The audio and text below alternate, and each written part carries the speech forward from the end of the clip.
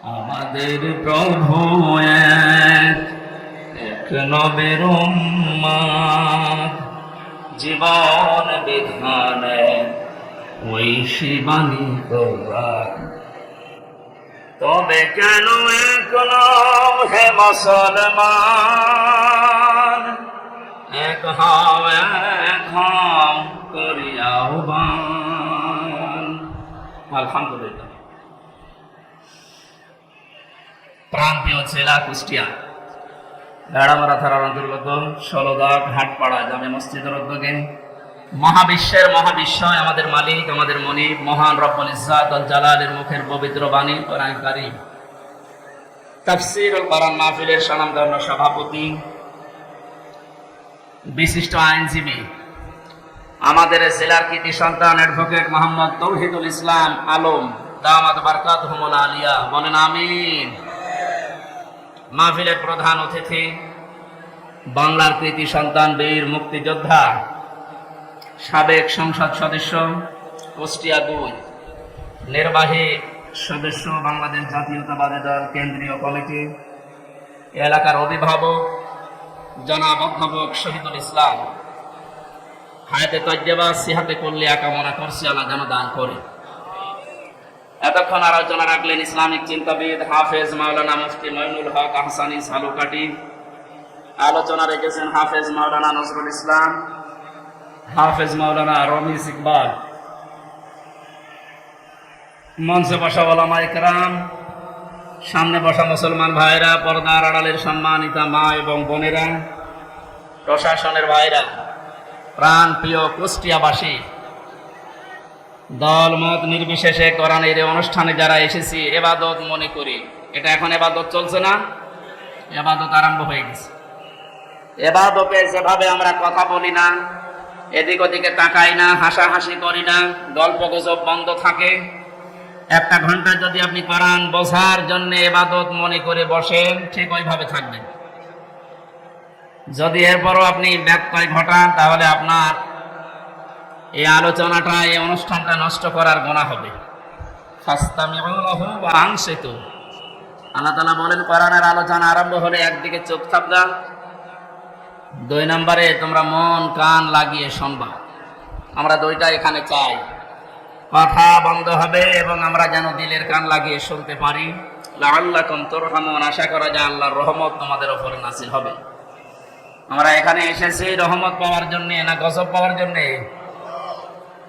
এই জন্য আশা করছি আপনি আমার কথা মেনে নেবেন যে আল্লাহ আমাদেরকে ইবাদতের ভেতরে নিয়ে আসলেন, প্রচন্ড গরমের ভেতরে। বলেন আলহামদুলিল্লাহ। বিশ্বনবী জানিয়েছেন, মান ক্বালা বিহি সাদাকা, যারা কোরআন দিয়ে কথা বলে এরা সত্য কথা বলে।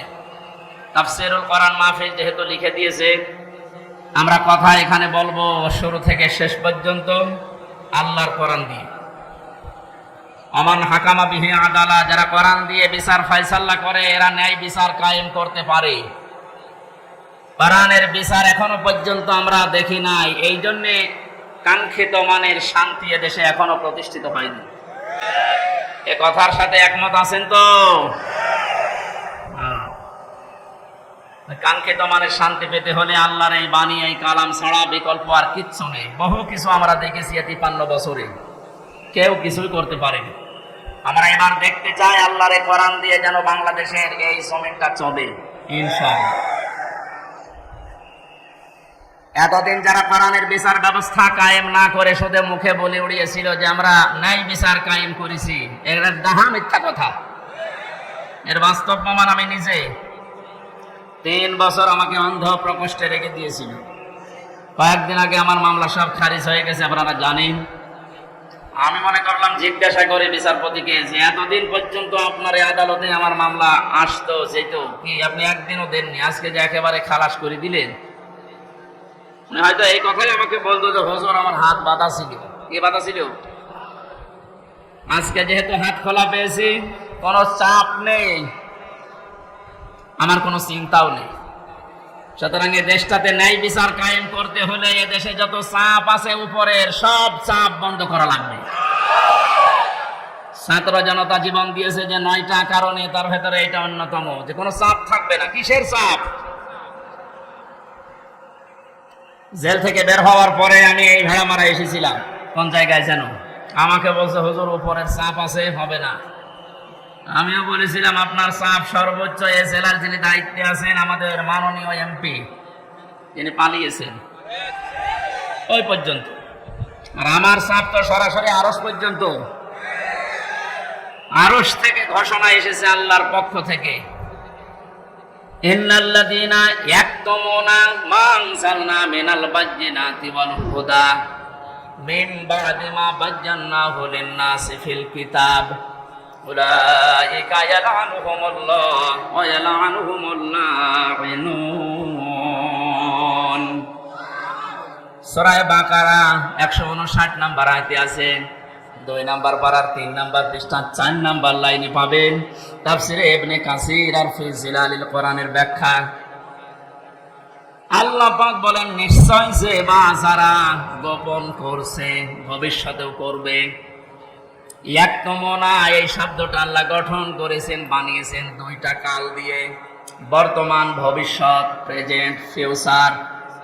তার মানে এখন যারা আমরা গোপন করছে, ভবিষ্যৎ বলতে কিয়ামত পর্যন্ত আমরা যারা এই কোরআনের কথা জানার পরেও গোপন করে রাখবো। আল্লাহ পাক বলেন, এই মানুষগুলোর উপরে আমি আল্লাহ নিজে না, আমার যত সৃষ্টি জগৎ আছে সবাই এর জন্য লানত দেয়, বরদোয়া করে। আপনি কোরআনের কথা প্রচার করতে আসতে গেলে বলতেন উপরের চাপ আছে, আপনার চাপ খুব বেশি হলো এই পর্যন্ত। তা আমাকে যিনি চাপ দিয়েছেন তিনি আমার মালিক, এমন কড়া কথা জানিয়েছেন। কোরআন জানার পরে যদি কেউ গোপন করে রাখে, এর সঠিক কথাগুলো, হক কথাগুলো না বলে, শুধু আল্লাহ নিজে না, যত সৃষ্টি আছে সব তার জন্য বরদোয়া করে, বলেন নাউজুবিল্লাহ। আমার এই আয়াতটা ব্যাখ্যা সহ পড়ার পরে মনে হয়েছে এদেশে লক্ষ কোটি মানুষেরা এখন আল্লাহর বরদোয়ার ভেতরে আছে। ইয়াতের ব্যাখ্যায় আমি হাদিস পেয়েছি, বিশ্ব নবী জানিয়েছেন, বাল্লিগু আন্নি ওয়ালাউ আয়া। নবীজি কিন্তু বাল্লিগ দেননি। কুষ্টিয়াবাসী, এখানে আমার মনে হয় অনেক আলেম এসেছে, 2 পাশে বসে আছে, স্টেজে আছে। বাল্লিগু বহু বচন দিয়েছেন। এ বাল্লিগুর ভেতরে হামজা যেমন আছে, অধ্যাপক শহীদুল ইসলাম নেই। আসতে বলেন, আজকের আলম সাহেব নেই। এ পৃথিবীতে যে আল্লাহ বলে একজন আছে স্বীকার করে, সেই বাল্লিগুর ভেতরে শামিল। তোমরা প্রচার করো সবাই মিলে, আন্নি আমার পক্ষ হতে, ওয়ালাউ আয়া যদি একটা আয়াত তোমাদের জানা থাকে।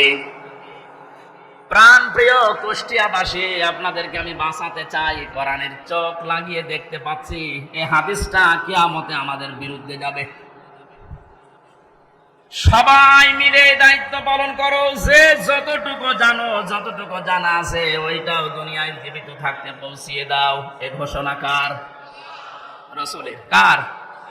আল্লাহর আদেশ মানা যেমন ফরজ, রাসূলুল্লাহর আদেশ মানা কি? বলেন বলেন। নবীজির আদেশ মানাও ফরজ, কারণ তাকে আল্লাহ শারিহ বানিয়েছেন, শরীয়ত প্রণেতা। তিনি যদি হ্যাঁ বলতেন তামাম দুনিয়ার মানুষের জন্য এটা হালাল, যদি না বলতেন তামাম দুনিয়ার মানুষের জন্য এটা হারাম হয়ে যেত। এত বড় পাওয়ার দিয়েছিলেন আল্লাহ পাক নবীকে, পৃথিবী থেকে শুধু পা তুললে আসমানে চলে যেতেন।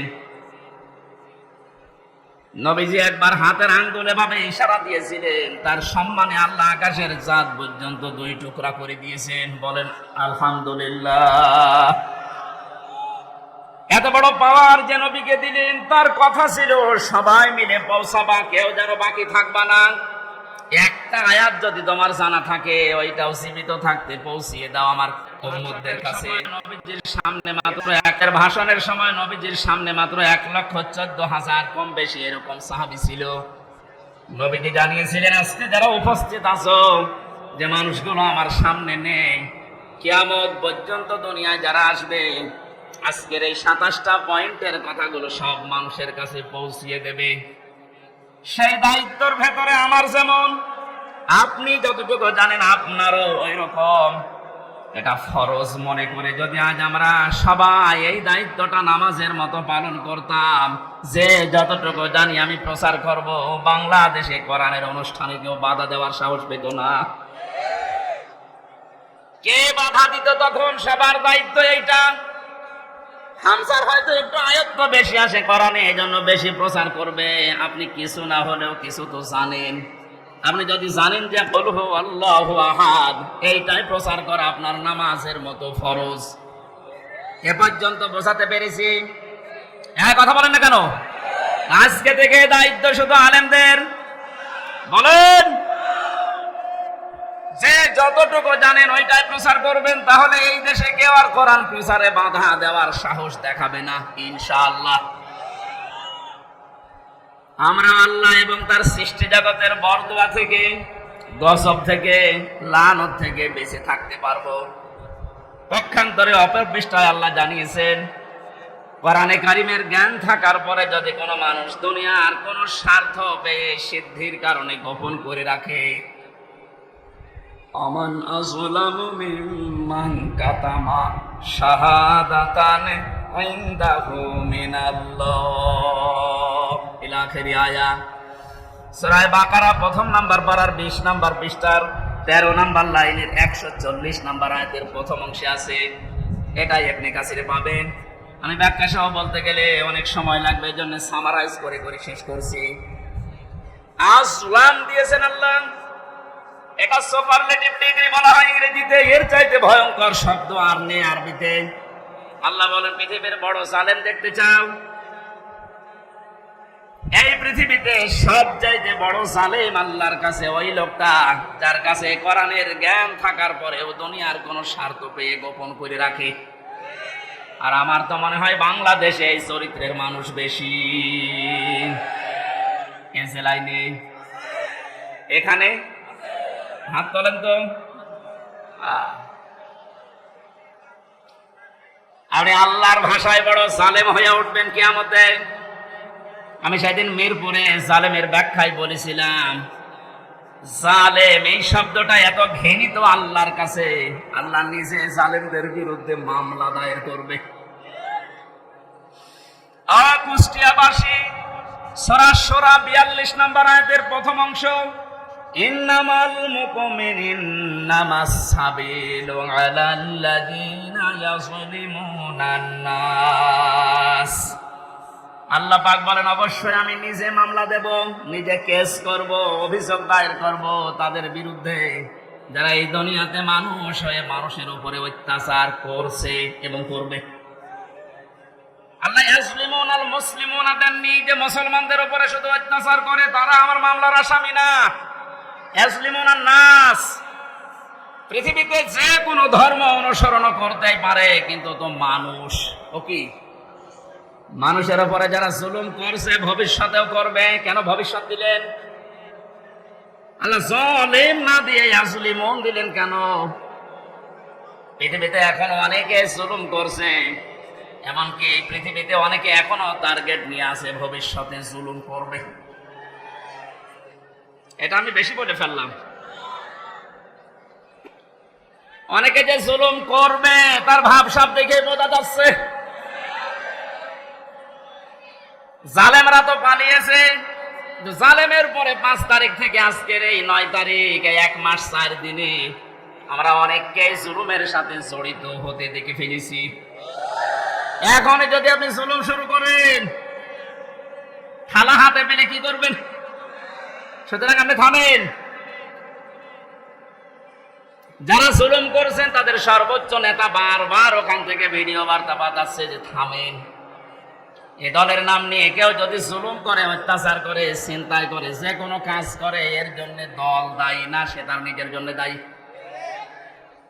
এদেশের মানুষ কন্যা নামে যিনি পরিচিত ছিলেন, আমরা দেখেছিলাম, বাতাস একটু ঘুরে গেছে তখনই ভিডিও বার্তা দিয়েছেন ছাত্রলীগ এটা আওয়ামী লীগের কোন অঙ্গ সংগঠন না। এত আদর মহব্বত দেখতাম, অথচ বাস্তবতায় একটু বাতাস ঘুরেছে। তাই যদি এই পরিচয় দিয়ে ওরা আমাদের দলের কেউ না, অঙ্গ সংগঠন না, যিনি অলরেডি এখন ঘোষণা দিতেই আছে প্রতিদিন কিছু মানুষের কাজ কারবার দেখে, এরপরও যদি আপনি সংশোধন না হন আপনারও কপালে জালেমদের মতো আগুন লাগবে। আমি আর নিচে নামলাম না, নাকি আরো নামবো? অত নিচে নামা ঠিক হবে না, কারণ এখনই তো ভালো শুরু হয়। এই আয়াত দিয়ে যেটা শিক্ষা দিতে চাই, কুষ্টিয়াবাসী 64 জেলার ভেতরে কুষ্টিয়া আমার কাছে প্রিয়, কারণ এখানে আমার জন্ম। সব জেলার চাইতে আপনাদেরকে বেশি ভালোবাসি একটু, কারণ এখানে আপনাদের সাথে আমার সম্পর্ক একটু বেশি। কথা বলে ঠিক কিনা?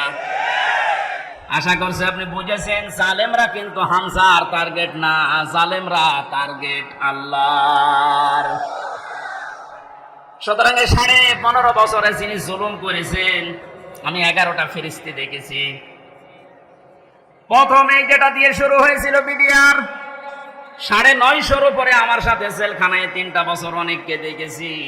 দীর্ঘ শ্বাস যখন ফেলতো ডাক দিয়ে বলতো, হামজা ভাই আর 1 মাস পরে রিটায়ার্ড হয়ে যাব, অথচ 14 বছর জেলে আছি, কিচ্ছু জানি না। আপনি এই শ্বাসটা কিভাবে নষ্ট করবেন? মাজলুম যদি কোনো কথা মুখ দিয়ে একবার বের করে ফেলে, আল্লাহর নবী জানিয়েছেন, ইত্তাকি দাওয়াতাল মাজলুম ফাইন্নাহা বাইনাহু ওয়া ইন্নাহা লাইসা বাইনাহু ওয়া বাইনাল্লাহি হিজাব। মুসলিম শরীফের হাদিস।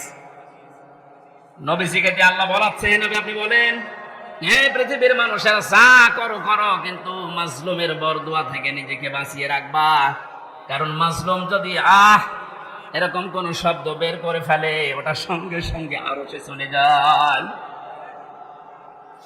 কত মুসলিমের চোখের পানি জেলখানার অন্তত কষ্টে পড়ছে। এ পৃথিবীতে দেখলাম এই বাংলাদেশ নামে একটা দেশ, এখানে 1628 জন মানুষ এই চেয়ারে বসে দায়িত্ব পালন করছে। মেন যারা বাস্তবে দেখেছিলাম, এই 1628 জনের ভেতরে 1627 জনের হাত বাঁধা, একজনের হাত খোলা ছিল। একজনের হাত খোলা ছিল আবু সাইদের। হ্যাঁ, ওর হাত যদি খোলা না থাকবে এভাবে করে দিল কি করে? হাইকোর্টের বিচারপতি পর্যন্ত যদি বলে যে না, হামজার মামলা, মামুনুল হকের মামলা হবে না, উপরের নির্দেশ, তোর চেয়ারে বসে থাকার দরকার, কিন্তু ভ্যান চালা। আপনি বলেন, একটা হাইকোর্টের বিচারপতি যদি কথা বলতে পারে, বিচার ব্যবস্থা কিভাবে বাধা ছিল আপনি টের পাচ্ছেন? একটা দেশ কত বড় দুর্নীতিগ্রস্ত হয়ে গেলে জাতীয় মসজিদের ইমাম পর্যন্ত পালিয়ে যায়। আর কার নাম বলবেন? জাতীয় মসজিদের ইমামও পালিয়ে গেছে।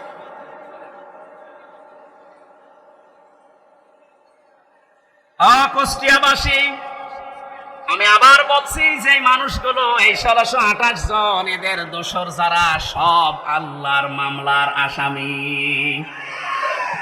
বাদী যত বড় হয় মামলা তত কঠিন হয়। আমার মামলায় সরাসরি যেহেতু রাষ্ট্রবাদী ছিল, এই জন্য বহু চেষ্টা করার পরও কিছুই হয়নি। এই মামলাটা 31 বার উঠেছে, সিএমএম কোর্ট, জজ কোর্ট, হাইকোর্ট মিলে হবে না।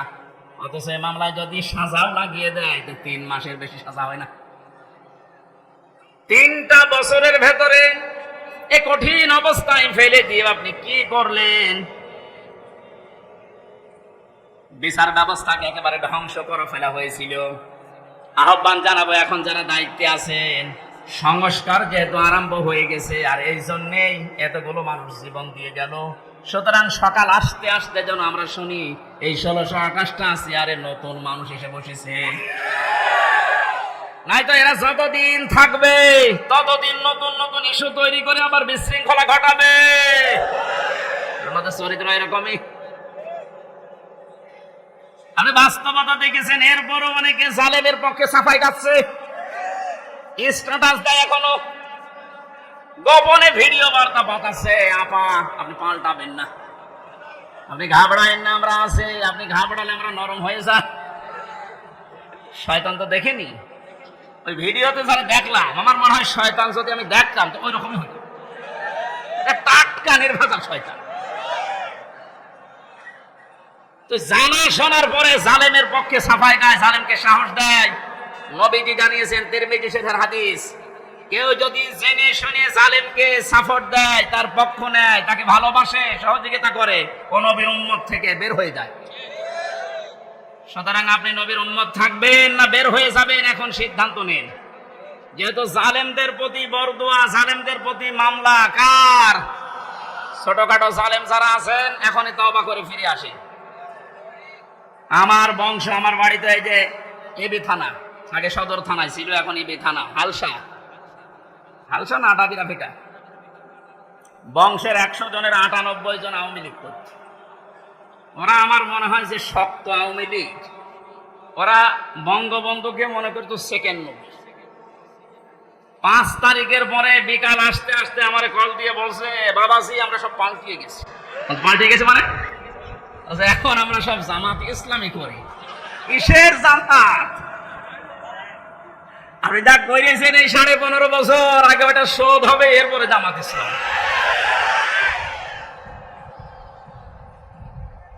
না তারপরেও এরা যা সেকেন্ডে পাল্টিয়েছে, চলে গেছে। এই জন্য যারা ছোটখাটো জালেম আছেন, হালকা পাতলা, আপনারা আশা করছে ফিরে আসবেন, নয়তো মৃত্যুর গড়গড়ানি শুরু হলে জালেমদের কিন্তু আর কালেমাও নসিব হবে না। বেঈমান হয়ে আবাদান আবাদান চিরকালের জন্য জাহান্নামে থাকা লাগবে। কথা বলেন ঠিক কিনা?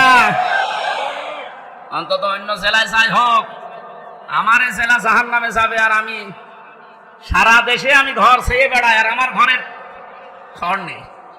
না, এটা করা যাবে না। আমি আহ্বান জানাচ্ছি, আপনাদের বিবেককে কাজে লাগাবেন। জালেমদের পক্ষে আমরা কোনোদিন ছিলাম না, ইনশাল্লাহ সামনে কিয়ামত পর্যন্ত এই বাংলাদেশে জালেমদের পক্ষে আমরা থাকবো না ইনশাল্লাহ। কোরআনে কারিমের অনুষ্ঠানে যেহেতু এসেছি, কোরআন কিভাবে মানুষের কাছে উপস্থাপন করা লাগে এ ধরন আল্লাহ শিখিয়েছেন কোরআনে। ওইভাবে বলবো নাকি মন মতো বলবো? কোরআনে কারিম কিভাবে আপনি মানুষের সামনে উপস্থাপন করবেন, বর্ণনা দেবেন, 1500 বছর আগে আল্লাহ পাক ওটা আমাদেরকে শিখিয়েছেন। কিতাবুন উনজিলা ইলাইকা ফালা ইয়াকুম ফি সাদরিকা হারাজুম মিনহু লিতুনদিরা বিহি ওয়া যিকরা লিল মুমিনিন। বলেন আল্লাহু আকবার। সূরা আরাফ 8 নম্বর পারা 10 নম্বর পৃষ্ঠার 1 নম্বর লাইনের 2 নম্বর আয়াত। এটা তাফসীরে ফি জিলালিল কোরআনে ব্যাখ্যা আছে, সাইয়্যিদ কুতুব লিখেছেন। আল্লাহ পাক বলেন, নবী এই যে একখানা কিতাব, এটা আপনাকে আমি দিলাম, এটা যখন মানুষের সামনে আপনি বর্ণনা দেবেন, ব্যাখ্যা করবেন, তাফসীর করে শোনাবেন, 2টা বিষয় খেয়াল করবেন। হারাজুম মিনহু লিতুনদিরা বিহি লিসাদরিকা, আপনার মনের ভেতরে যেন কোনো সন্দেহ, সংশয়, দ্বিধা, দ্বন্দ্ব, ভয়, ভীতি এগুলো আপনার মনে যেন না ধরে। ওয়া যিকরা লিল মুমিনিন, কোরআন এই দেশে, এই পৃথিবীতে মুমিনদের জন্য উপদেশ। এর ভেতরে হারাজন শব্দের ব্যাখ্যাটা ইম্পর্টেন্ট। এদিকে তাক। হারাজনের ব্যাখ্যায় আমি 2টা অর্থ পেয়েছি। হে নবী, আপনি যখন কোরআনের কথা বলতে যাবেন, অনেক মানুষ আছে না বোঝার কারণে আপনার উপরে মন খারাপ করতে পারে। এরকম মানুষ নেই দেশে? কথা বুঝতেছেন? কোরআন যেভাবে আল্লাহ উপস্থাপন করেছেন, যেভাবে তিনি বর্ণনা দিয়েছেন, ওই ফোর্সে যদি বর্ণনা দেওয়া হয়, অনেক মানুষের সীমিত জ্ঞানের কারণে ওই বক্তব্য বুঝবে না, সেটা উল্টাপাল্টা ধারণা আপনার উপরে আসতে পারে যে হুজুর মনে হয় রাজনীতি করছে। এরকম ধারণা দেশে নেই। 2 নম্বরে, আবহমান কাল থেকে এমন এমন নিয়ম নীতি মানুষ ইবাদত মনে করে পালন করে আসছে, যেটা আসলে ইসলামে নেই, কোরআনে নেই, হাদিসে নেই, কিন্তু মানুষ ইসলাম মনে করে পালন করে আসে। আপনি কোরআনের ব্যাখ্যা দিলে ওইগুলো টিকবে না, তখন ওই মানুষগুলো আপনার প্রতি মন খারাপ করবে। এর বাস্তব প্রমাণ এই যে মাজার আছে না, কিসার মাজার যেন, সে যেসাই হোক, কোথায় পেয়েছেন এসব মাজার? কিছু মানুষের মাজারের প্রতি এত মহব্বত, আমার মনে হয় বিশ্ব নবীর উপর এত মহব্বত নেই। কিয়ামতের ময়দানে 2 প্রকার মানুষকে আল্লাহ সব চাইতে বেশি অপমান করবেন। তার 1 নম্বরে দুনিয়ায় যারা মাজারের খাদেম ছিল। আরে কুষ্টিয়াতে 2 জায়গায় খাদেম বেশি, গোলাপ শাহ, লালন শাহ। আর জায়গা পান না খেদমত করার? এই কথা বলে না কেন? মাজার কেন্দ্রিক যদি ইসলাম হতো, এই পৃথিবীতে সর্বোত্তম মাজার হচ্ছে মুহাম্মদ রাসূলুল্লাহটা।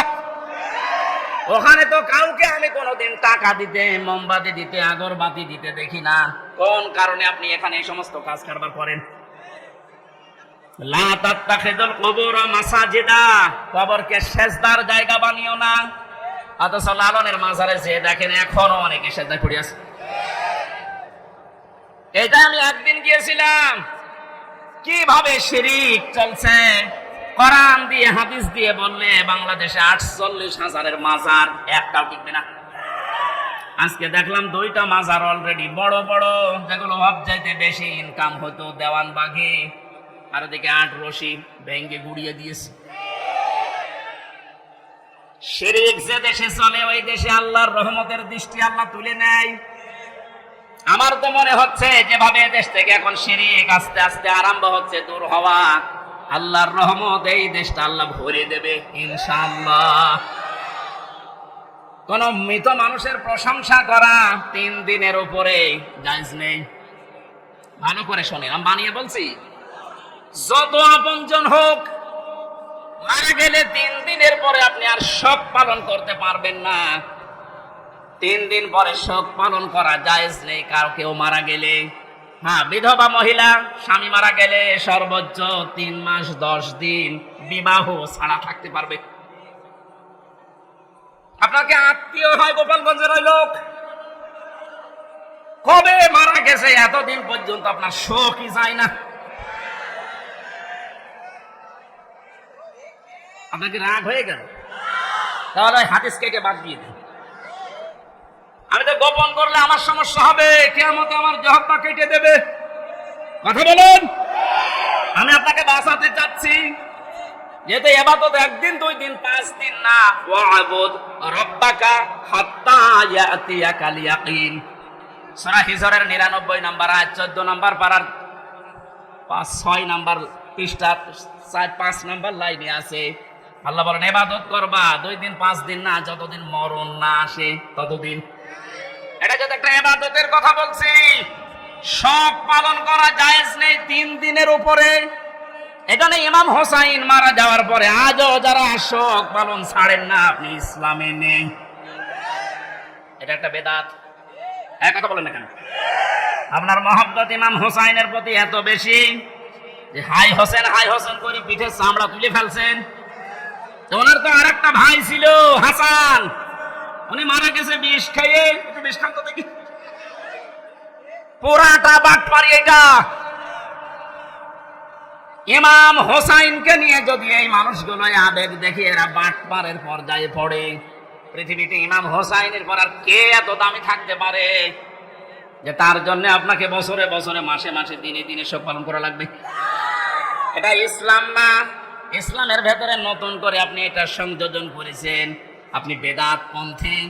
নবীজি জানিয়েছেন কেউ যদি বেদাত আরম্ভ করে, ইবাদত না অথচ ইবাদত মনে করে পালন করতে বলে, ওই লোকটাকে সালাম দেওয়া পর্যন্ত জায়েজ নেই।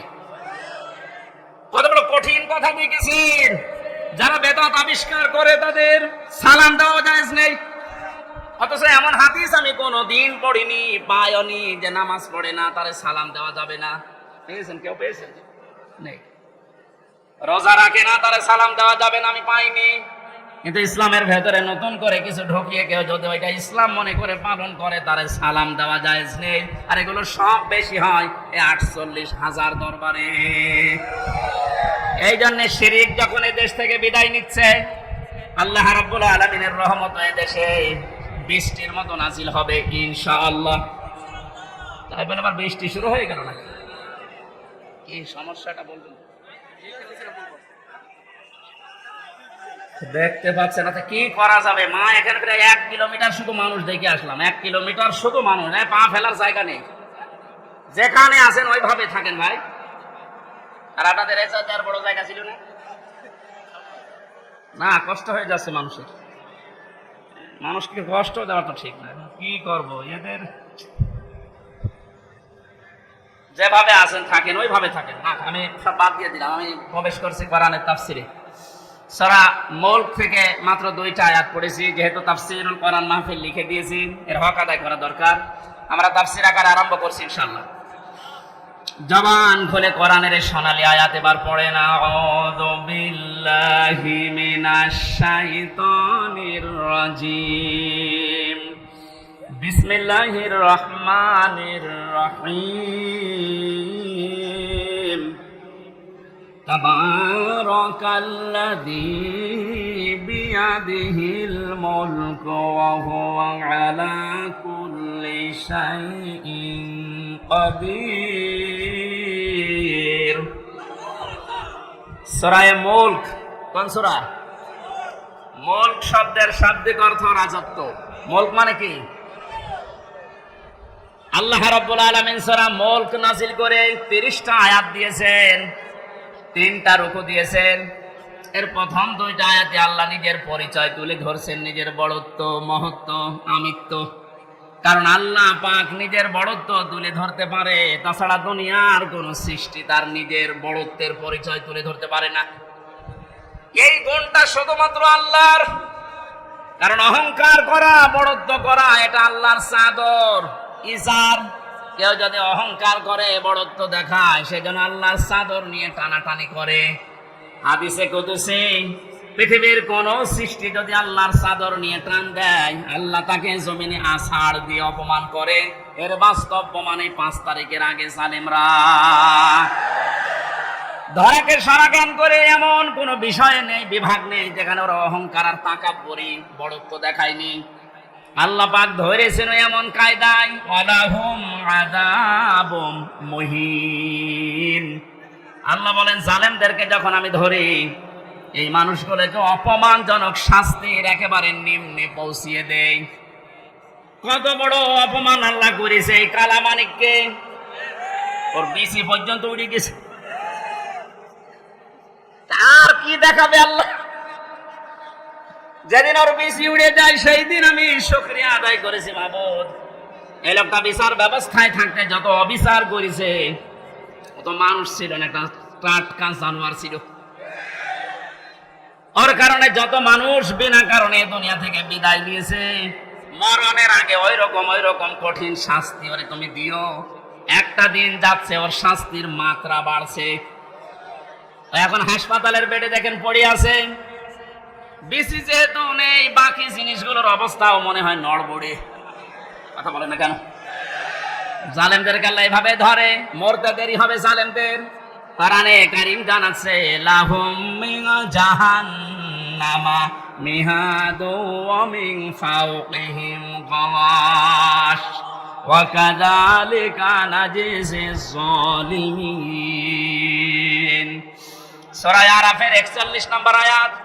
আল্লাহ পাক বলেন, এই মানুষগুলোকে, হে নবী, আপনি যখনই কবরে রাখবেন এই জালেমদের, ওদের কবরের উপরে আমি আল্লাহ জাহান্নামের আগুনের পোশাক দিয়ে দেব, বিছানাটাও হয়ে যাবে জাহান্নামের আগুনের। কারণ এইভাবে করে আমি জালেমদেরকে একটার পরে একটা শাস্তি দিতে থাকি। এজন্য আল্লাহর যে বিষয়টা সাজে, বড়ত্ব করা, অহংকার করা, এটা যেন কিয়ামতের আগে কেউ করবেন না। তাহলে আছাড় দেবে কে? আরো জোরে বলেন কে? আল্লাহ আছাড় দিতে পারে না? পারে না? বলেন। আরো দেখবেন কি আছাড় দেবে আপনাকে। আর 5 তারিখের আগেও আপনার যে দাপট ছিল, 5 তারিখে বিকাল 5টা বাজতে বাজতে আল্লাহ একেবারে মাটির সাথে মিশিয়ে দিয়েছে। ওনার বাড়ি দেখতে গিয়েছিলাম, সে দেখে ইট খুলে খুলে নিয়ে মানুষ চলে যাচ্ছে। ওর পরের দিন 6 তারিখে আমার অনুষ্ঠান ছিল ঝিনাইদহ। শুনলাম ওখানে এক জালেমকে উলঙ্গ করে পিটিয়ে মেরে টাঙিয়ে রেখেছে। একটা মানুষের উপরে কত ঘৃণা জন্মালে লাশ পর্যন্ত পিটিয়ে টাঙিয়ে রাখতে পারে বলেন তো? এমন কোন জীবন যেন আমরা গঠন না করি যে পৃথিবীর কেউ কোনো আফসোস করে না আমি মারা গেলে। ফামা বাকাত আলাইহিমুস সামাউ ওয়াল আরদু ওয়া মা কানু মুনজারিন। এই পৃথিবীতে এমন মানুষ বিদায় নেয়, তার জন্য আকাশও কাঁদে না, জমিনও কাঁদে না, ইন্না লিল্লাহ কেউ পড়ে না। আমাদের জীবন আমরা এভাবে তৈরি করব না। আল্লাহ এই জন্য বড়ত্বের কথা দিয়ে আরম্ভ করলেন, তাবারাকাল্লাযী বিয়াদিহিল মুলক। আল্লাহ বলেন বড়ত্ব বরকতময়, সম্পদশালী, শক্তিশালী, সব কিছু আমি আল্লাহর কুদরতি হাতের ভেতরে, সব কিছুর সাইয়্যিন কাদির, সব কিছুর উপরে একচ্ছত্র ক্ষমতা আমি আল্লাহর, আর কারণে এই বিশ্বাসটা যার ভেতরে যত বেশি জন্ম নেবে সে তত বেশি বিনয়ী হবে, আর এই বিশ্বাস যার ভেতরে যত বেশি কম থাকবে ওই মানুষগুলো তত উগ্র হবে। কথা বলেন ঠিক কিনা? আল্লাহ আমাদের এই বিশ্বাসটা যেন হযরত ওমরের মতো ভরপুর করে দেন, বলেন আমিন। তাবারাকা শব্দটা দিয়ে আল্লাহ আরম্ভ করলেন কেন?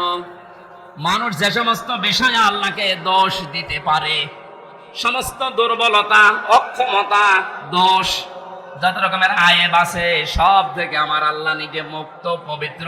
এজন্য তাবারাকা দিয়ে তিনি আরম্ভ করেছেন আয়াতটা। আল্লাহ নিজের পরিচয়, বড়ত্বের কথাগুলো মানুষকে শোনাচ্ছিলেন, হঠাৎ করে আলোচনার ধরন পাল্টিয়ে ফেলেছেন।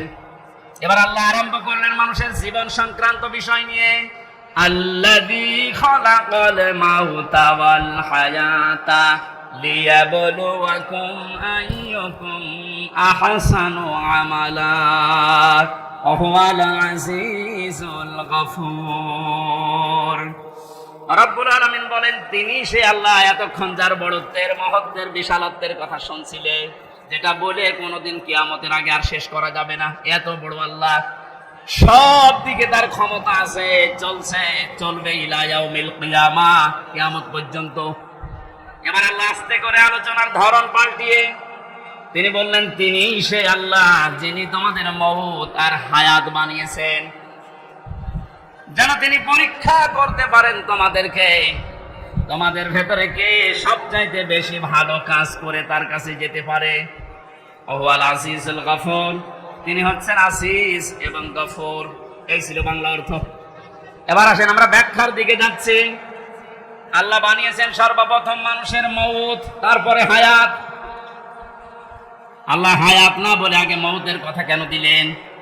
মুফাসসির লিখেছেন তাফসিরে, মানুষকে আল্লাহ এটা স্মরণ করাতে চেয়েছেন, পৃথিবীর মানুষেরা তুমি যত উপরে ওঠো না কেন এ কথা সব সময় মনে করবা, স্মরণ রাখবা যে তোমার মরা লাগবে। এখানে আল্লাযী খালাকাল মাউতা দিয়েছেন। 2 নম্বরে বলা হায়াতা, তোমাদের হায়াত আমি আল্লাহ বানিয়েছি। তাফসিরে মুফাসসির দিয়েছেন হায়াত প্রধানত 5 প্রকার। কয় প্রকার? 1 নম্বরে আমরা একটা হায়াতে ছিলাম, আলমে আরওয়ার হায়াতে, জগতে আমরা বসবাস করেছি। ওখান থেকে আল্লাহ আমাদেরকে পাঠিয়েছেন আলমে বুতুন, মায়ের পেটে, জগতে। এরপরে আমাদেরকে এখানে দিয়েছেন আলমে দুনিয়া, এই পৃথিবীর জগতে। এরপরে আরেকটা জায়গায় নিয়ে যাবেন আলমে বারজাখ, কবরের জগতে।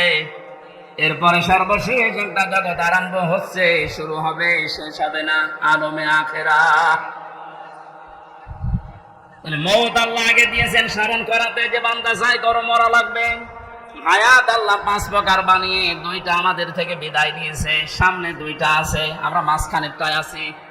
এখান থেকে বোঝা যায় সামনে পেছনে যেহেতু 2টা চলে গেছে, সামনের 2টা হায়াত আমাদের কাছে মাস্ট বি, বারজাখ আর আখিরাত আসবে।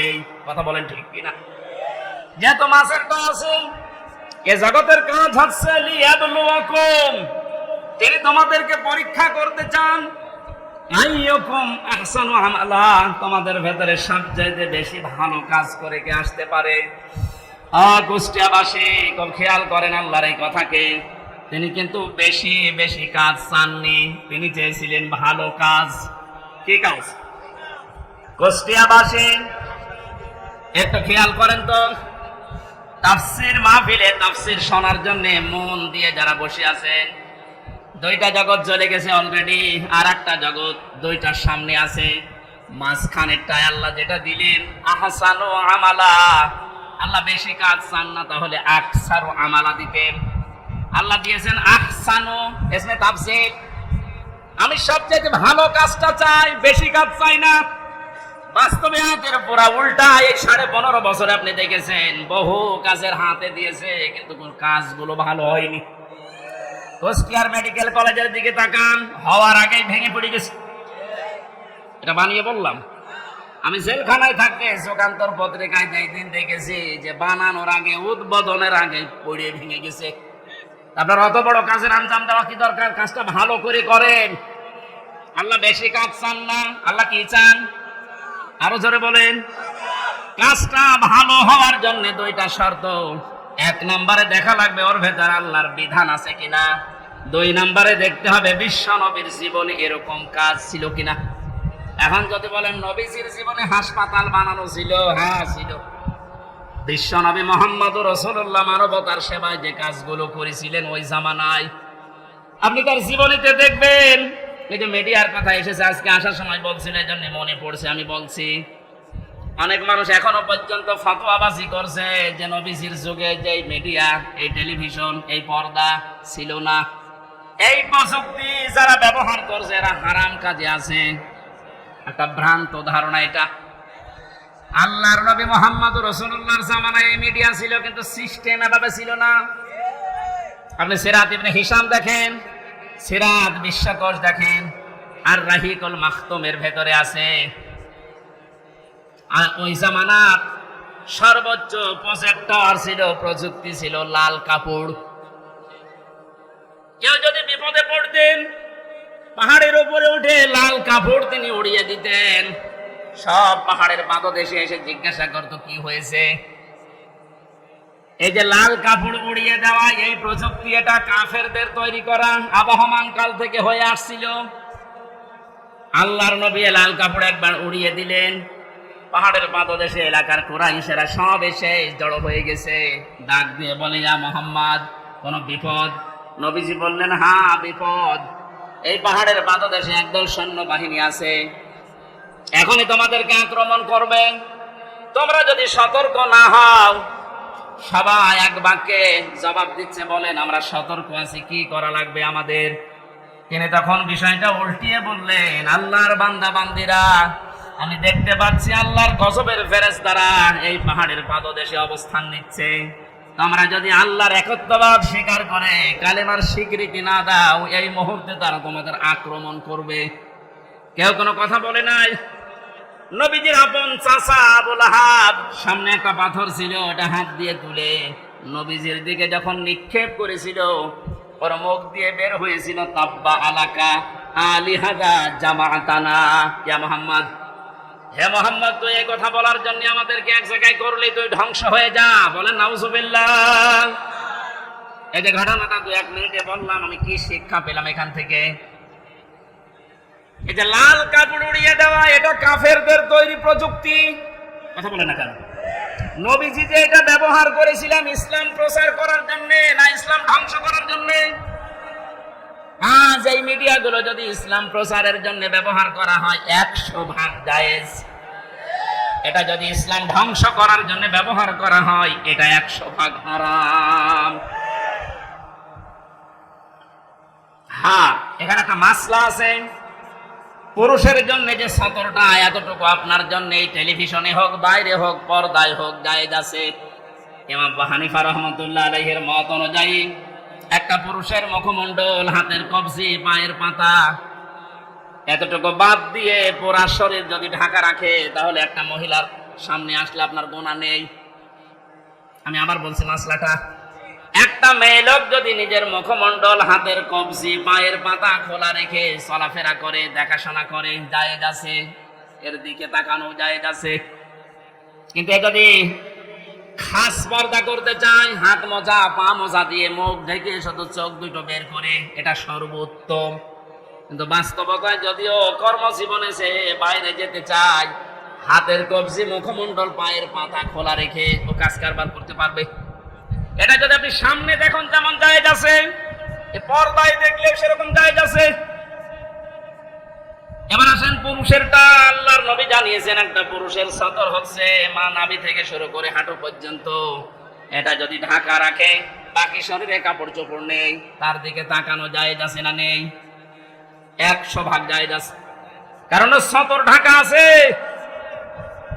আমরা যেটা নিয়ে এসেছিলাম এই যে আহসানু আমালা, এই শব্দটার ব্যাখ্যা করতে গিয়ে আমি বেশি, আল্লাহ যেহেতু বেশি বেশি কাজ চাননি কোরআনে, ভালো কাজ চেয়েছেন, এখান থেকে একটা মাসলা আমি বের করেছি।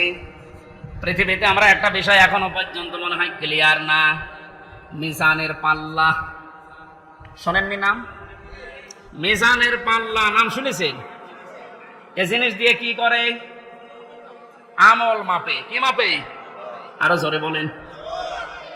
এখানে অধ্যাপক বসে আছে, অ্যাডভোকেট বসে আছে, আলেমরা বসে আছে, এই বিষয়টা ক্লিয়ার করব আজকে ইনশাআল্লাহ। কোরআনে কারিমে মাপার যন্ত্রের যে সমস্ত নাম আমরা পেয়েছি, ফাআম্মা মান সাকুলাত মাওয়াজিনুহু ফাহুয়া ফি ঈশাতির রাদিয়া ইলা আখির আয়াত। আল্লাহ পাক বলেন কোন মানুষের সাকাল, ওজন, এটা মাপ দেওয়া হবে যেটা দিয়ে, এটা যদি ভারী হয়, ওজন যদি বেশি হয়, তাকে সন্তোষজনক জীবন, তার মানে জান্নাতে তাকে পৌঁছিয়ে দেওয়া হবে। আমাদের দেশ, বিশেষ করে আমি বহু দেশ থেকে এই তথ্যটা পাওয়ার চেষ্টা চালিয়েছি। বাংলাদেশ, ভারত, পাকিস্তান, এই 3টা দেশে একটু সমস্যাটা বেশি এই যে মাপটা নিয়ে। আমরা মনে করি কিয়ামতের ময়দানে আল্লাহ মিজানের পাল্লায় আমাদেরকে ওজন দেবেন। আমাদের ওজনটা দেবেন কি বলেন তো? আমল। বলেন না কেন? আরো জোরে বলেন, আর একবার বলেন। আমল। আমল এটা আরবি শব্দ, বাংলা কাজ। আমল মানে কি? এ পর্যন্ত বুঝেছেন কিনা বলেন? আমল মানে কি? আরো জোরে বলেন। এবার আমার প্রশ্ন অধ্যাপক সাহেবের কাছে। পৃথিবীর প্রতিটি জিনিস পরিমাপ করার জন্য আলাদা আলাদা যন্ত্র আছে। আমি যদি বলি স্যার এই স্টেজটা একটু মেপে দেন, এটা দাড়ি পাল্লায় তুলে দেবে। কি দিয়ে মাপবে? ফিতা দিয়ে। বলেন বলেন। যদি এখন বলি যে 1 কেজি চাল মেপে দেন, ওটা ফিতা দিয়ে মাপবে। বলেন। এই যে এখানে পানি আছে, এই পানি যদি ওনারে মাপতে দেয়, উনি ফিতা দিয়ে মাপবে। এটার জন্য লিটার আছে, সিসি আছে। কথা বলেন না কেন? দুনিয়ায় যত জিনিস দেখবেন, প্রতিটি জিনিস পরিমাপ করার জন্য আলাদা আলাদা যন্ত্র আছে। আমি যে এতক্ষণ বলছি যে কিয়ামতে আল্লাহ মাপবে, আমল কি মাপবে? আমল মানে বলেন, কাজ মাপতে হয় দাড়ি পাল্লা দিয়ে, যে 5 কেজি কাজ। বলেন, আপনি বলেন। এই ধারণাটা আজ নিরসন করা লাগবে। ভুল ধারণা আছে আমরা। এটা যদি আমার মনে হয় ক্লিয়ার হয়, অনেক বিষয় আপনার সামনে আজ স্পষ্ট হবে যে না, এগুলো আসলে ভ্রান্ত ধারণায় ছিলাম। আল্লাহ পাক বলেন আমি আমলের মাপ দেব কিয়ামতে মিজানের পাল্লা দিয়ে। কিসের পাল্লায়? মিজান মানে না, আপনি কোন অভিধানে পাবেন না মিজান মানে দাড়ি পাল্লা। মিজান মানে মানদণ্ড। মিজান মানে কি? আমাদের হাইকোর্টের সামনে দেখবেন একটা দাড়ি পাল্লা টাঙানো আছে, ওটার নাম কি? ওটা সরকার টাঙিয়ে রেখেছে। 2 দিকে সমান সমান, নাকি একদিকে একটু ঝুলে আছে? 2 দিকে সমান কেন? সরকার দেশের জনগণকে বোঝাতে চায় এদেশের ইউনিয়ন থেকে শুরু করে জজ কোর্ট, হাইকোর্ট পর্যন্ত যদি কোনো বিচার না পাও, সুপ্রিম কোর্টে আসলে ন্যায় বিচার পাবা। এটা ন্যায় বিচারের প্রতীক দাড়ি পাল্লা। কিসের প্রতীক? আমাদেরকে যেহেতু আল্লাহ মাপবেন, আপনি বলছেন আমল। আমল মানে কাজ। আর এখানে কোনো পাগলেও বিশ্বাস করবে না কাজ মানুষ দাড়ি পাল্লায় তুলে দেয় যে 8 কেজি কাজ। এটা বলে না কেন? কাজ মাপার জন্য আলাদা কোনো যন্ত্র আছে? কাজ মাপে মানুষ কি দিয়ে? সে মানদণ্ডটা কি? সিসি দিয়ে মাপে না, লিটার দিয়ে মাপে না, ফিতা দিয়ে মাপে না, গজ দিয়ে মাপে না, কেজি দিয়ে মাপে না। কাজ মাপতে হলে লাগে গুরুত্ব। কি লাগে? কাজ মাপতে হলে গুরুত্ব লাগে। এই কাজটা গুরুত্বপূর্ণ এবং গুরুত্বহীন। যতগুলো ইবাদত আল্লাহ দিয়েছেন, 550-র উপরে ইবাদত আমি পেয়েছি। প্রতিটি ইবাদতের ভেতরে কিছু গুরুত্বপূর্ণ জিনিস আছে, আর কিছু ইবাদতে গুরুত্বহীন জিনিস আছে। এই যে আজকের এই প্যান্ডেলটা, এটার গুরুত্বপূর্ণ বিষয় হচ্ছে খুঁটি। আরে সামিয়ানা কথা বলছেন না কেন? এখানে গুরুত্বহীন অনেক জিনিস আছে। এই যে এটা, এই টেবিল, এই লাইট, এই যে ফুল ফুল চলছে, এই ক্যামেরা, এগুলো না হলে কেউ স্টেজ বলবে না, বলবে না?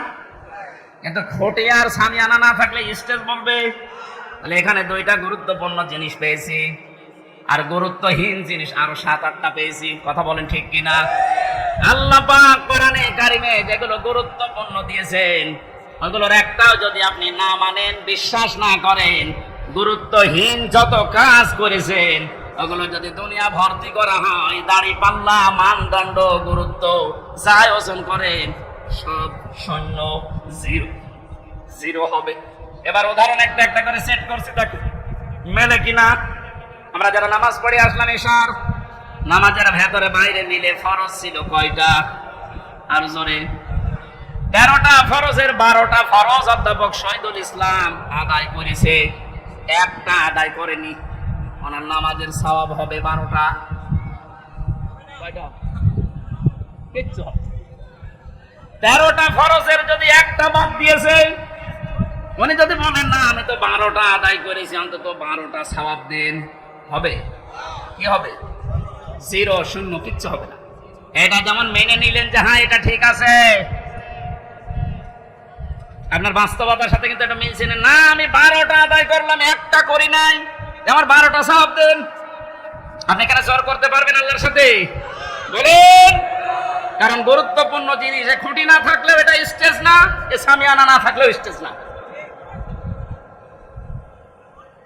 হ্যাঁ, ওয়াজিব আছে, যেটা যদি কেউ ভুল করে 1-2টা, তাহলে তারা জরিমানা দেওয়া লাগে, সসেজদা দেওয়া লাগে, এটা দিলে আবার পূর্ণ হয়ে যায়। কিন্তু যেটা খুঁটি আর সামিয়ানা, এটা যদি আপনার জীবনে না থাকে, কেউ এটাকে স্টেজ বলবে না। কিন্তু চার কাপ না থাকলে স্টেজ বলবে না, এটা না থাকলে স্টেজ বলবে না। এই কথা বোঝেন? এখান থেকে আপনি মাপেন জীবনে গুরুত্বপূর্ণ কাজ আল্লাহ এই কোরআনে দিয়েছেন 500। একটা নামাজ, একটা রোজা, একটা হজ, একটা যাকাত, এভাবে 500টা আপনি একটা একটা করে কোরআন থেকে বের করেন, এর ভেতরে দেখবেন একটা আছে এই পৃথিবীতে আল্লাহর দিন কায়েম করা লাগবে। নামাজ পড়া যদি আপনার কাছে রাজনীতি মনে না হয়, রোজা রাখা যদি রাজনীতি মনে না হয়, দিন কায়েমের কথা যারা বলে এটা রাজনীতি যদি মনে হয়, আপনার একটা খুঁটি বাদ চলে গেছে। যার আপনি এবার মাপ দেন তো দেখি আপনি কয়টা সওয়াব পান।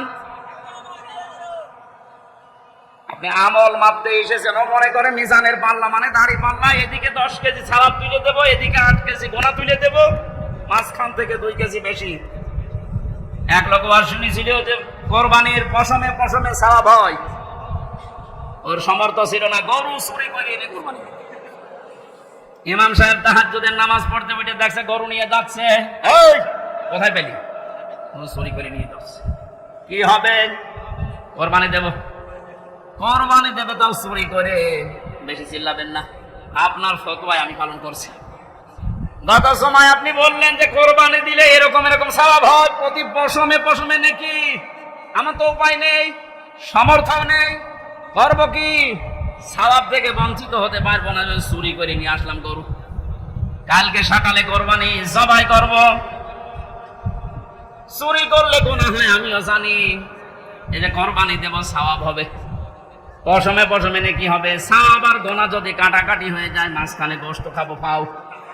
বাংলাদেশে অনেক মানুষের চিন্তা চেতনা এখন এইরকম। 500টা ফরজ বিধান আমল, এর 499টা করে, আর একটা কথা শুনলে তখন জঙ্গি, জিহাদ, রাজাকার, উল্টাপাল্টা নাম দেয়। অনেক যদি 12টা ফরজ আদায় করে একটা আদায় না করে সওয়াব না হয়, জিরো হয়, শূন্য হয়, আপনার জীবনের আমল আল্লাহ যেদিন মাপ দেবে, গুরুত্বের ভিত্তিতে গুরুত্বপূর্ণ কাজ করেননি, গুরুত্বহীন কাজ করে ভরে রেখেছেন, আপনিও জিরো হবেন, শূন্য হবেন। আল্লাহ ভালো কাজ দেখতে চেয়েছেন, আর ভালো কাজে 500-র উপরে দুনিয়ায় আর নেই। এখন যদি 500 আয়াতের ব্যাখ্যা ভালো কাজগুলো একটা একটা করে করা হয়, আমি যতগুলো ভালো কাজ দুনিয়ায় কোরআন থেকে বের করতে পেরেছি, একটা বই আছে, আমি জেলখানার ভেতরে, এটিএম আজহারুল ইসলাম সাহেব আমাকে পাঠিয়েছিল যে হামজা এটা পড়ো, গুরুত্বপূর্ণ তথ্য এর ভেতরে আছে। সৌদি আরবের লোক একজন প্রোডাক্টিভ মুসলিম, বইটার ভেতরে ইংরেজিতে করা, আরবিতে করা ভার্সন দেওয়া আছে। পড়াটা পড়ে এই 3 বছরের ভেতরে মনে হয় 7-8 বার আমি শেষ করেছি। এখান থেকে যে তথ্যগুলো পেয়েছি তার অন্যতম এইটা, কোন মানুষ যদি ভালো কাজ করতে চায়, কোরআনের উপরে দুনিয়ায় কোনো ভালো কাজ, আরো জোরে বলেন, আমার আমিলা বিহি উজিরা, যারা কোরআন দিয়ে কাজ করবে এদের কাজের পুরস্কার আল্লাহ নিজে দেবেন। জোরে বলেন আল্লাহু আকবার। তাহলে নামাজ যেমন কোরআনে আছে, রোজা আছে, হজ আছে, যাকাত আছে, এই কোরআনে কারিমে আল্লাহর দিন কায়েমের কথাও আছে। এ কাজ যদি কেউ দুনিয়ার কাজ মনে করে ছেড়ে দেয়, আল্লাহ আহসান মামালার ব্যাখ্যায় আব্দুল্লাহ ইবনে মাসউদ, আব্দুল্লাহ ইবনে আব্বাস, রাইসুল মুফাসসিরিন বলা হয় যাদেরকে, এই মানুষগুলো ব্যাখ্যায় লিখেছেন, আমরা যেমন বুঝেছি ভালো কাজ, আমাদের চাইতে কোরআনে কারীম থেকে ভালো কাজ বেশি বুঝেছিল সাহাবীরা। কথা বলেন না কেন? হযরতে মুআজ মুআব্বিজের দিকে তাকিয়েছেন, মাত্র 11 বছর 13 বছর, তারা কিন্তু আহসান ওয়া আমালা বুঝেছিল যে ভালো কাজ কোনটা। আমরা মনে করি ভালো কাজ মানে জিকির করা, ভালো কাজ মানে দরবারে যাওয়া, ভালো কাজ মানে জুব্বা গায়ে দেওয়া, পাগড়ি মাথায় দেওয়া, দস্তরখানা বিছিয়ে খাবার খাওয়া, হ্যাঁ ভালো কাজ। কিন্তু সব চাইতে ভালো কাজ আল্লাহর কাছে কোনটা, এটা আমাদের চাইতে ভালো বুঝেছিল সাহাবীরা। এই বলেন না কেন? বলেন, আরেকবার বলুন। তাকান তাদের দিকে, কি বুঝেছিল তারা? এতটুকু বয়সে আল্লাহর দিন কায়েমের জন্য নিজের হাঁটুর উপরে, পায়ের গোড়মোড়ের উপরে ভর করে উঁচা হয়েছে, যেন আমি জিহাদের ময়দান থেকে বাদ না পড়ি। আল্লাহর দিন কায়েমের জন্য এত চেষ্টা চালিয়েছে যে এইটাই ভালো কাজ। আর আমরা এখান থেকে যত পেছোতে পারি, ফাঁকি দিতে পারি, তত নিজেকে ধন্য মনে করছি। আহুয়াল আজিজুল গফুর, আল্লাহ বলেন এই কাজ করলে দুইটা নাম আমি ব্যবহার করলাম। তাহলে আমার আলোচনার বিষয় হচ্ছে পৃথিবীর যত ভালো কাজ আছে সব চাইতে আল্লাহর নিকটে ভালো কাজ হচ্ছে আল্লাহর জমিনে আল্লাহর এই বিধান পালন করা। কথা বলেন না কেন? এটা যতদিন পর্যন্ত রাষ্ট্রীয়ভাবে কায়েম করতে না পারবেন, ইচ্ছা করলেও আপনি ভালো কাজ করতে পারবেন না। এ কাজ করতে গিয়ে যদি ভুল ত্রুটি হয়ে যায়, কোন দোষ ত্রুটি হয়ে যায়, আল্লাহ বলেন আমি আজিজুল গফুর, আমি তোর জন্য গফুর হয়ে দেখা দেব, অপরাধগুলো মাফ করে দেব। আর যদি ফাঁকি দেওয়ার চেষ্টা চালাও, মানুষকে ধোঁকা দিয়ে বোকা বানিয়ে, আমি আল্লাহকেও যদি ধোঁকা দিতে চাও, আমি কিন্তু আজিজ, পরাক্রমশালী, আমি ধরি না এমনিতে, কিন্তু যদি ধরি বলে আর ছাড়ি না। ভালো কাজ বলতে আল্লাহ যেটা বুঝিয়েছেন, রাসূল যেটা বুঝেছেন, সাহাবীরা যেটা পালন করেছেন, আমাকে সহ প্রত্যেককে আল্লাহ এই ভালো কাজে আঞ্জাম দেওয়ার তৌফিক দিন। বলেন আমিন। এখানে আসার পরে কয়েকটা মাসলা আমাকে জিজ্ঞাসা করেছে, হুজুর মসজিদের টাকা মেরে খাওয়া কি, এটা আবার ফতোয়া দেওয়া লাগবে? 2 নম্বর এলাকায় শুনলাম 30 বছরের আগে ছেলেদেরকে পিতারা বিয়ে দিতে চান না। 30 বছরের আগে যদি ও কোনো গুনার কাজে জড়িয়ে পড়ে, ও জেনা করলে, ব্যভিচার করলে, এটা শুধু একা পাবে না, ফ্ল্যাক্সিলোড হয়ে বাবা মায়ের আমল নামায় আসবে। এ মনে হয় ধরা খেলিস। সম্মানিত ভাইরা, এটা করবেন না। রিস্কের দায়িত্ব আপনার হাতেও নেই, আপনার বোর হাতেও নেই। এই দায়িত্ব কার? আর ঘাড়ে সোয়াল তুলে দেন, দেখবেন রিস্কের ব্যবস্থা এমনি অটোমেটিক আল্লাহ করবে ইনশাআল্লাহ। এ ভরসা আল্লাহর উপর আমাদের আছে না? এরকম গনার কাজে জড়াবেন না। বিয়েকে সহজ করে দেন, জেনাকে কঠিন করেন। এই কথা বলছেন না কেন? আল্লাহ আমাদেরকে, আমি প্রচন্ড গরমে ভেতরে ঘেমে সব চলছে, আমার গলাও ব্যথা করছে, আর ঘন্টা পার হয়ে গেছে, আমি আর কথা বলতে চাচ্ছি না। আগামীতে কোন জায়গায় আসলে একটু আগে তুলে দেবেন, আর শীতের সময় মাহফিল নেবেন, গরমের সময় আর নিয়েন না। আল্লাহুম্মা আমিন। লা ইলাহা ইল্লা আনতা সুবহানাকা ইন্নী কুনতু মিনাজ জালিমিন। ও মাবুদ, আমার প্রাণ প্রিয় জেলা কুষ্টিয়া ভেড়ামারা থানার অন্তর্গত ষোলদা ঘাটপাড়া যুব সমাজের উদ্যোগে কোরআনে কারিমের এই অনুষ্ঠানে হাজার হাজার মানুষ আমরা হাজির হয়েছি কোরআন শোনার জন্য। এত ব্যস্ত যারা, এই মানুষগুলোকে কোরআনের হেদায়েত দিয়ে দাও। যত যুবকেরা মাহফিলের জন্য এই 9 দিনের ভেতরে শ্রম দিয়ে এটা খাড়া করেছে, দাঁড় করিয়েছে, এ মায়েদেরকে, যে মা এই সন্তানদেরকে পেটে নিয়েছে, ওই মায়ের পেট খাদিজার মতো বানিয়ে দাও। মা বন্ধুরকে তুমি খাদিজার মতো জীবন দান করো, রোগ শোক থেকে তাদেরকে বাঁচাও। এ মাহফিলের সম্মানিত সভাপতি তৌহিদুল ইসলাম, আল্লাহ তাআলা তোমার তাওহীদ নামের কারণে তাকে মাফ করে দাও, তার বাবা মাকে ক্ষমা করো, তার জীবনটা তুমি মেহেরবানি করে কবুল করে নাও। এ মাহফিলের প্রধান অতিথি আমাদের জাতীয় সংসদ সদস্য, সাবেক বাংলার কৃতি সন্তান, বীর মুক্তিযোদ্ধা, হাজার হাজার ছাত্রের উস্তাদ অধ্যাপক শহীদুল ইসলাম, তার জীবনের ভালো কাজগুলো কবুল করে নাও। অন্যায় কাজ যেগুলো করেছে আল্লাহ তুমি মাফ করে দাও। আল্লাহ তাআলা এই আসনের মাননীয় জাতীয় সংসদ সদস্য সাবেক ছিলেন জনাব আব্দুল ওয়াহিদ, তার কবরটা তুমি জান্নাতুল ফেরদাউস বানিয়ে দাও। যত মানুষ এলাকায় মাটির নিচে আছে, যারা ঈমান নিয়ে আছে, মাফ করে দাও রব্বুল আলামিন। আমার প্রাণ প্রিয় জেলা কুষ্টিয়া, এখানে কোনো জালেম যেন আর বসবাস করতে না পারে আল্লাহ তুমি তাদেরকে দেখো। বাংলার জমিন থেকে যেভাবে তুমি জালেম বিতাড়িত করেছো, কিয়ামতের আগে কোনো জালেম যেন আর চেয়ারে বসতে না পারে। আমাকে মুক্ত জীবনে যখন ফিরিয়ে দিয়েছো আল্লাহ, আমার কণ্ঠটা তুমি ছেড়ে দাও, কোরআনের কথাগুলো সহজ সরল ভাষায় বলার তৌফিক আমাকে ভিক্ষা দাও। বারাকাল্লাহু লানা ওয়া লাকুম ফিল কোরআনিল আযীম। আহসানু আমালার ব্যাখ্যায় তুমি যেগুলো জানিয়েছো, সব চাইতে বড় ভালো কাজ তোমার দৃষ্টিতে তোমার দিন কায়েম করা, জীবনের শেষ দিন পর্যন্ত এই কাজে জড়িত থাকার তৌফিক দাও। বারাকাল্লাহু লানা ওয়া লাকুম ফিল কোরআনিল আযীম। এদেশটা দ্বিতীয়বার স্বাধীন করার জন্য যারা জীবন দিয়ে গেল আল্লাহ, এই ছাত্র ভাইদের ছাত্রী বোনদেরকে তুমি শাহাদাতের মর্যাদা দিয়ে দাও। যারা অসুস্থ আছে এদেরকে শেফায়ে কামিলা যারা নসিব করো। সারা জীবন অপরাধ করে জীবনটা নষ্ট করে ফেলেছি, আমাদের অপরাধের দিকে তাকিও না, তোমার রহমতের দিকে